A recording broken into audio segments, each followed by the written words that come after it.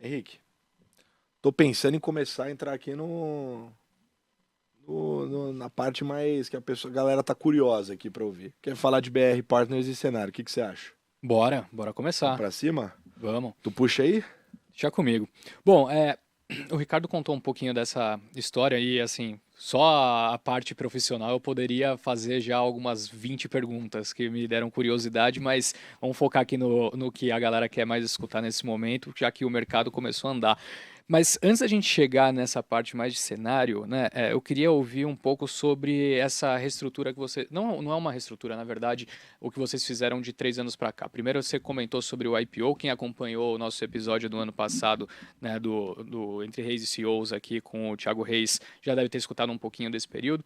Você explicou também que as famílias, né, precisavam de liquidez, vocês precisavam também de espaço no próprio balanço, mas eu queria ouvir o que do momento do IPO até o momento atual te facilitou, ou facilitou a BR Partners, o fato de ter essa liquidez adicional, de ter conseguido levantar esse dinheiro ali no momento do IPO?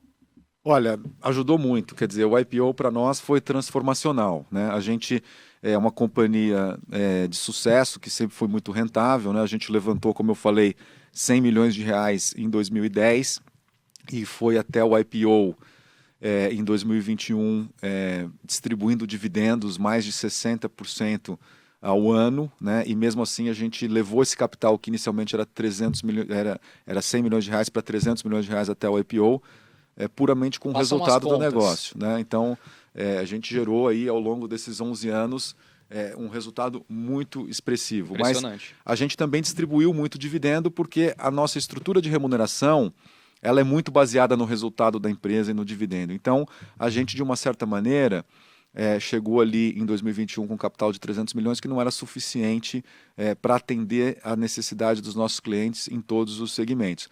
Lembrando que o BR Partners é um banco que atua muito com grandes clientes corporativos, né? Então, as nossas contrapartes normalmente são grandes empresas que têm necessidade de grandes transações, necessidade de operações de derivativos com exposição grande.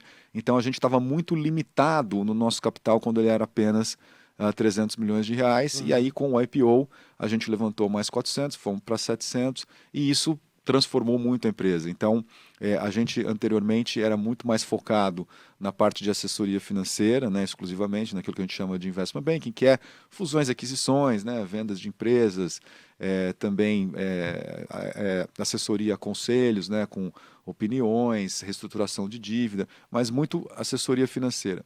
Aí, a partir do IPO, com o aumento do nosso capital, a gente cresceu muito a nossa área de mercado de capitais, né, onde a gente origina, estrutura e distribui produtos de renda fixa para clientes. Em geral, o nosso público são family offices e clientes de altíssima renda e também clientes institucionais. E também na parte de tesouraria de empresas, a gente ajuda as empresas a gerirem seu balanço, fazerem operações de dia a dia, fazer proteção de risco, né, swaps e outros produtos de tesouraria. E para isso a gente precisa, digamos assim, de ter um capital mais robusto. Então, realmente, para nós, o IPO foi extremamente importante e foi, digamos assim, uma forma da gente reinventar a empresa num patamar muito melhor.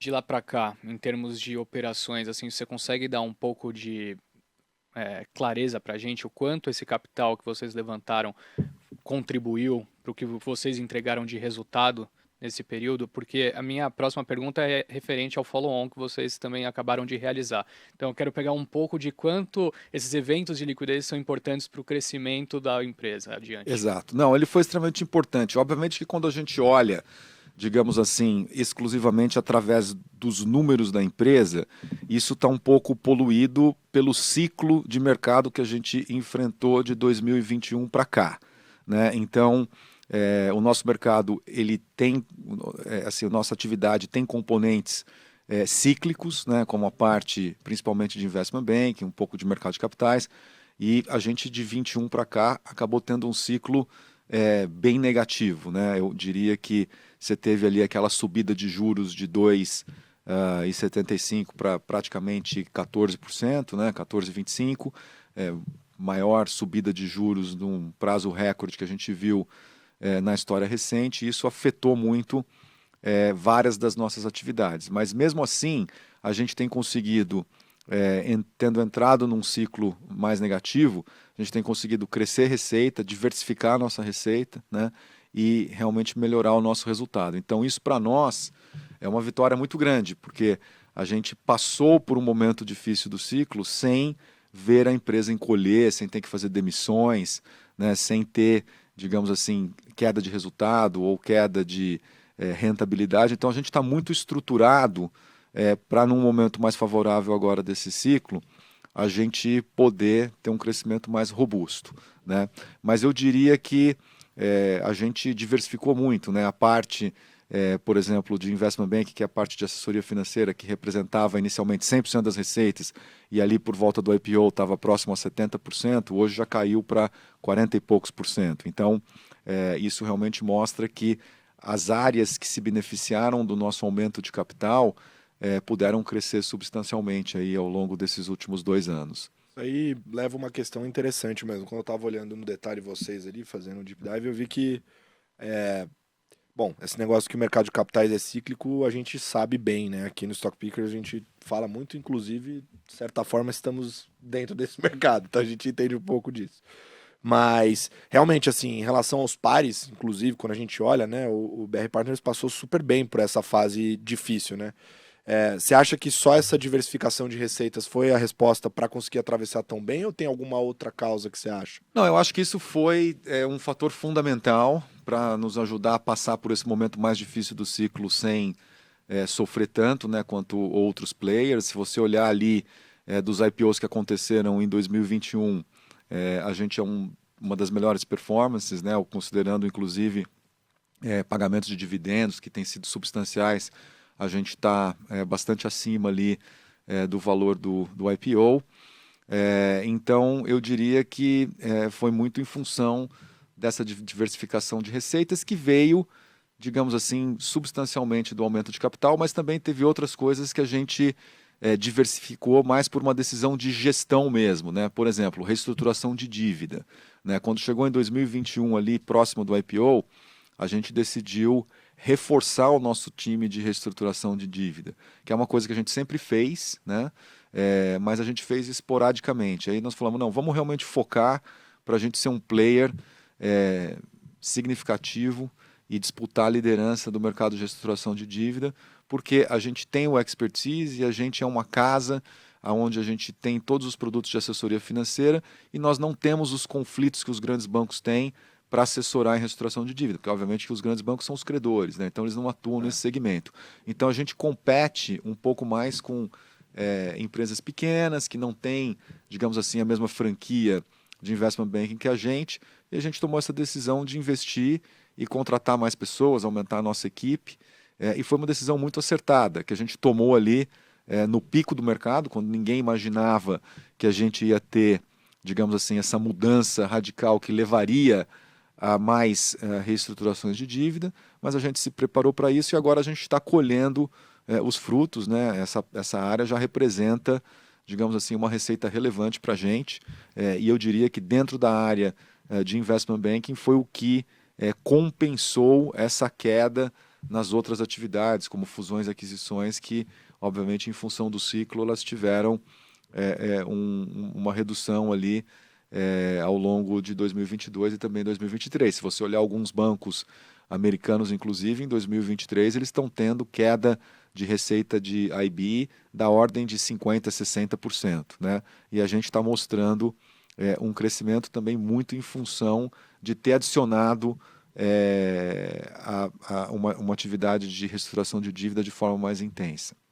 Agora, teve um ponto também que esse negócio que ele falou é interessante, são até cases legais, isso aí, tipo o Marise Light, que vocês pegaram, Isso. que é bem interessante, né?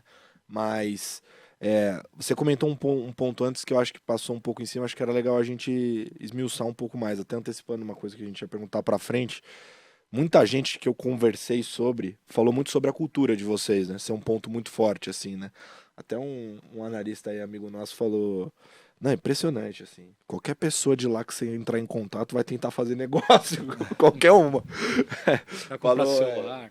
Sobre esse aspecto, assim. Eu achei interessante ouvir isso. E, olhando ali, eu entendi essa parte de ter um teto para essa remuneração total ao ano, né, que não passa de um determinado teto, e a remuneração fica focada no dividendo, né? Isso é proposital, é para alinhar vocês com o acionista. Exato, eu diria que esse é um ponto fundamental do nosso sucesso, né? É a cultura do partnership. Então, a gente hoje, como eu te coloquei, a gente levantou aqueles 100 milhões de reais em 2010, a gente vendeu basicamente 50% da empresa na largada pelos 100 milhões de reais, né? Então, a gente teve uma diluição muito grande no começo, né? Logo na largada, a gente largou com 50% da empresa apenas, porque a gente teve que vender os outros 50% para poder levantar o capital que seria necessário, né? Mas mesmo assim, 50% é uma participação relevante para os sócios. Esse capital nos permitiu fazer todo o nosso plano de negócios, pedir as licenças junto ao Banco Central, iniciar as nossas atividades. E aí a gente, depois, quando fez o IPO, a gente caiu um pouco, a gente recomprou um pedaço dos nossos seed investors e a gente vendeu no mercado. Então nós caímos para 46%. E agora, com este follow-on, a gente também comprou um pedaço dos nossos investidores. Então, hoje a gente tem 55% da empresa, o mercado tem 40% e os nossos investidores originais ainda detêm 5%, né? E esses 55 ou 50, né, esse percentual que nós temos que flutuou aí ao longo do tempo de 50, aí caiu para 40 e poucos, agora voltou para 55, ele é fundamental para uma série de coisas, né? Primeiro, para alinhar os interesses, né? Então, as pessoas entendem que o sucesso da empresa é mais importante do que o sucesso de cada um individualmente, né? A gente tem que ter uma empresa rentável. A empresa precisa ganhar dinheiro. Não dá para você ter banco que não ganha dinheiro. Não dá para você ter empresa nenhuma que não ganha dinheiro, mas banco principalmente, né? Então, você tem que ter uma rentabilidade. Então, todo mundo dentro do BR Partners sabe o que é retorno sobre o patrimônio, sabe o quanto é a nossa margem líquida, o quanto que a gente tem que dar de rentabilidade. E isso realmente é muito importante. E a gente também tem uma filosofia que as pessoas que trabalham com a gente, obviamente elas ganham bem. Eu diria que a gente ainda é uma empresa pequena, então a gente tem limitações, né? As pessoas têm que entender também as limitações que a firma tem, mas a gente procura remunerar de acordo com o mercado. Mas aquilo que as pessoas recebem como salário ou recebem como bônus em dinheiro é pouco em relação ao que elas recebem como participação, né? Então as pessoas têm que ver o seguinte: olha, você não precisa ser que nem lá na origem lá do Garantia ou do Pactual, que o cara ganhava um salário mínimo e se tivesse que comprar um Gol usado tinha que passar pelo comitê e você era mal visto se você tivesse, digamos assim, um carro melhor, uma casa melhor, porque tinha que investir tudo na empresa, né? A gente não é tão radical assim, então as pessoas têm, digamos assim, uma remuneração compatível com o estilo de vida que elas têm que ter. Mas a criação de patrimônio que as pessoas vão ter, ela tem que se dar dentro da empresa e não fora, né? Então a gente quer pessoas que tenham a maior parte do seu patrimônio aplicadas no BR Partners. Então eu tenho, obviamente, a grande parte do meu patrimônio está no BR Partners e todos os outros sócios também têm uma participação relevante e a grande maioria tem a maior parte do seu patrimônio em ações do banco. Então isso tem muito benefício, né? Porque alinha realmente interesses, faz com que as pessoas colaborem umas com as outras, né? Porque às vezes você tem uma instituição grande, é difícil você fazer a pessoa de uma área ajudar da outra área, porque aquilo não vai impactar tanto o bônus dele do final do ano. No nosso caso, como todo mundo participa da mesma empresa e todo mundo é dono de tudo, alinha bastante o interesse. Então isso é uma das coisas mais acertadas que a gente fez, né? É um modelo que a gente não inventou, a gente copiou, né? É um modelo originalmente lá dos bancos de investimento americanos, né? Como Goldman Sachs, Salomon Brothers, Morgan Stanley. Depois ele foi adaptado aqui pelo pessoal do Garantia e do Pactual e depois mais adaptado agora pelo pessoal do BTG e da XP, que são os grandes partnerships de banco de investimento que tem no Brasil. Então a gente simplesmente copiou esse modelo, aprimorou algumas coisinhas, né? Que tem algumas coisas que são diferentes porque a gente adaptou para o nosso perfil, né? Para o estilo das pessoas também. Mas eu diria que a cultura da empresa e o modelo de partnership para um negócio de pessoas, como é o nosso negócio, é, sem dúvida alguma, a razão número 1 de sucesso. Ricardo, você chegou a comentar um pouquinho sobre o follow-on. Queria só buscar entender um ponto. Foi uma oferta secundária? Foram as famílias que venderam para vocês principalmente? Foi isso? Isso, exato. Então, aquelas famílias que investiram com a gente originalmente, né, que compraram 50% da empresa por 100 milhões de reais, a gente tinha um acordo com eles que eles tinham um prazo de investimento mínimo de 20 anos, né? E que ao longo desses 20 anos eles também tinham garantido retorno mínimo, né, sobre o investimento, que era uma taxa, acho que era IPCA mais 4%, mas uma vez atingido esse retorno, o partnership também tinha a opção de recomprar participações, ou se a gente vendesse a empresa, a gente poderia alocar uma parte do valor de venda como prêmio de remuneração para as pessoas. Então, esse acordo foi assinado originalmente, né? E aí a gente fez o nosso IPO. Para ser bem sincero, a gente nunca imaginou que a gente iria abrir o capital da empresa quando a gente começou lá atrás em 2010. A gente imaginava que a gente iria crescer, talvez vender essa empresa, tal, mas não foi um desenho feito para o IPO, mas surgiu a oportunidade do IPO. O IPO foi muito importante para a gente, né? Ajudou demais. E aí a gente ficou com aquele acordo com as famílias que, na verdade, ficou meio desatualizado, né? Porque eles continuavam como investidores, mas estavam num veículo que não tinham as ações líquidas, eles tinham um prazo de lock-up ainda muito longo, e aí passou também alguma das famílias de uma geração para outra, porque passaram aí quase 14 anos, né, desde o investimento original, eles tiveram um bom retorno, receberam muitos dividendos, e alguns nos procuraram e falaram, olha, será que não tem como a gente ter uma liquidez? Aí a gente conversou com os outros, muitos deles falaram, poxa, mas a gente não quer liquidez, está no melhor momento da empresa, por que a gente vai vender?